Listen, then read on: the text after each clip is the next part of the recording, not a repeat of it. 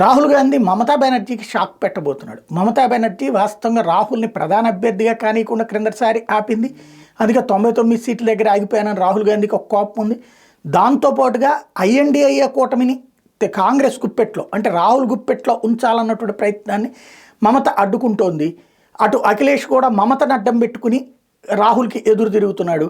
లాలూ ప్రసాద్ కూడా మమతను అడ్డం పెట్టుకుని తిరుగుతున్నాడు. అదేమంటే ఆమంటుంది మీరు మేమేం చేయమంటారు అని చెప్పేసి ఫైనల్గా ఐఎన్డీఏ కూటమి చైర్మన్ ఆర్ ఏ పదవి లేకుండా వాళ్ళ చేతిలోనే పెట్టుకోవాలన్నటువంటి దానికి తేడా వస్తుంది. దాంతో ఇంతకుముందు జోడో యాత్ర తరహాలు పాదయాత్రలోని కాసేపు వెహికల్ యాత్ర చేసుకొచ్చారు కదా, అది బెంగాల్లో చేస్తారట.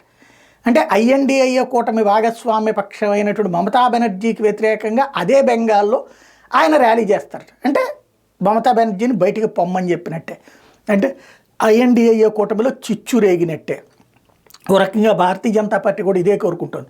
ఢిల్లీలో కాంగ్రెస్ ఆమ్ ఆద్మీ పార్టీ కొట్టుకున్నాక అధికారంలోకి వచ్చింది అది. అలాగే అంతకుముందు కాంగ్రెస్ పార్టీను సమాజ్వాదీ కొట్టుకున్నాక ఉత్తరప్రదేశ్లో అధికారంలోకి వచ్చింది. ఇప్పుడు మమతా బెనర్జీను వీళ్ళు కొట్టుకుంటే కాంగ్రెస్ చీల్చే ఓట్లతో బీజేపీ అధికారంలోకి వచ్చేస్తుందేమో.